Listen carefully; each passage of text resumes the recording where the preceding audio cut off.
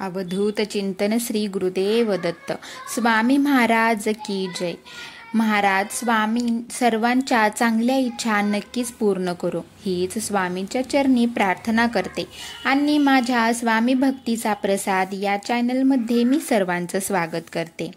एकदा स्वामी महाराज त्यांच्या भक्तांना आशीर्वाद देत होते तेव्हा रांगेत उभा असलेल्या एका भक्ताने महाराजांना विचारले, स्वामी माऊली, मला एक प्रश्न सारखा पडतो आहे, पण त्याचं योग्य उत्तर मला कुठेही मिळालं नाही।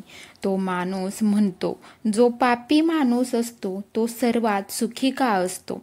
यावर स्वामी त्याला म्हणतात, मी आता जे काही सांगणार आहे ते तुम्ही सर्वांनी लक्षपूर्वक ऐका, कारण ह्याचं उत्तर हे त्याच्यासाठीच नाही तर सर्वांसाठीच आहे। स्वामी महाराज सांगू लागतात, भगवान व्यास मुनींचे नाव तुम्ही ऐकलेच असेल। भारतासह 18 पुराणांचे रचेते आहेत ते, जे स्वतः भगवान श्री विष्णूंचा अंश अवतार आहेत।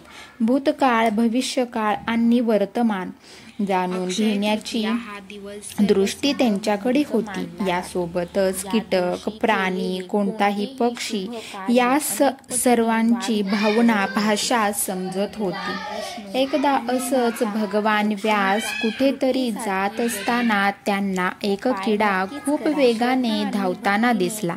तेव्हा त्या व्यास मुनींनी त्या किड्याच्या भाषेत त्याला विचारले, अरे तू एवढ्या जोरात का पळत आहे? तू कुठल्या संकटात आहे का?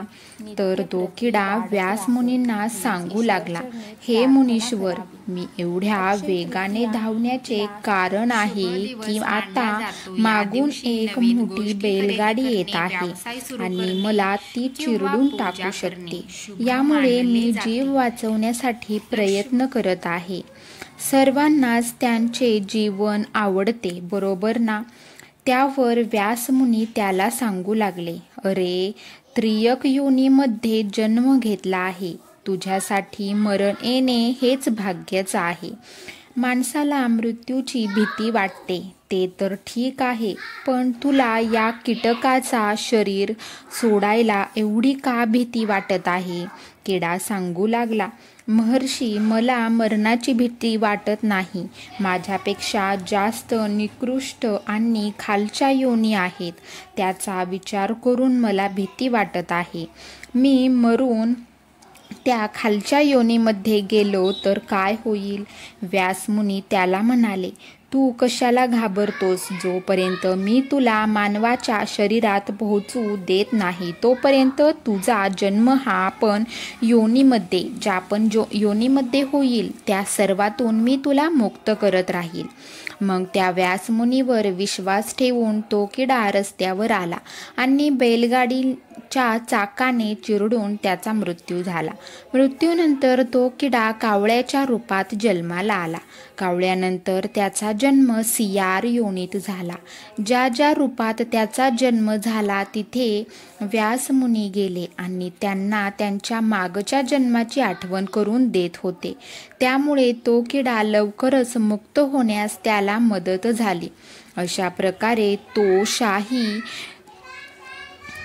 गोहा, कधी मग तर कधी पक्षी म्हणून जन्माला येत होता। व्यासमुनी त्याचा उद्धार करत राहिले। त्याचप्रमाणे चांडाळ, सूत, वैश्य, क्षत्रिय, नंतर ब्राह्मण झाला। कालांतराने महर्षी व्यासच्या कृपेने त्यांचा जन्म एका ब्राह्मणाच्या काळात झाला।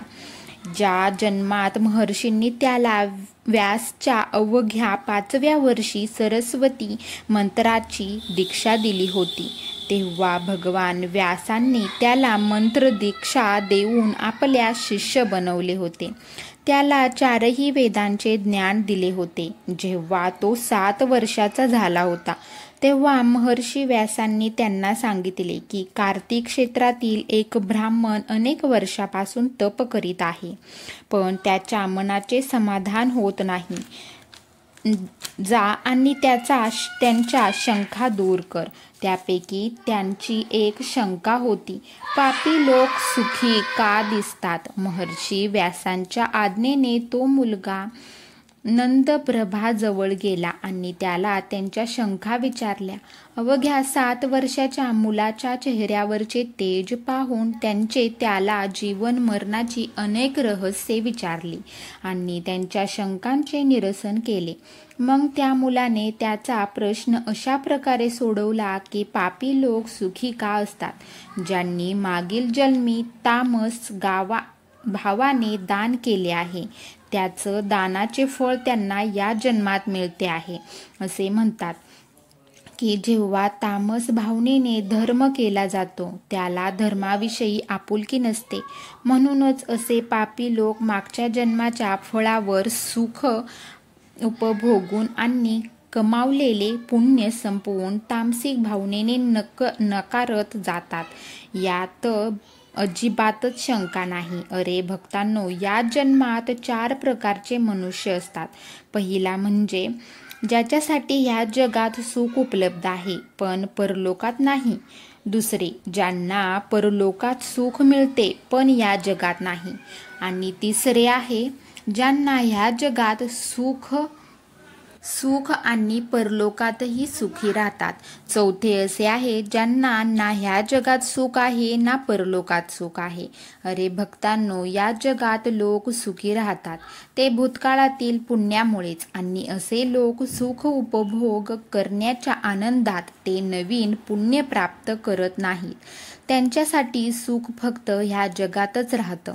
नंतर स्वामी महाराज त्या भक्ताला म्हणतात, तुला आता समजलं असेल की पापी व्यक्ती सुखी कशामुळे होत असतो.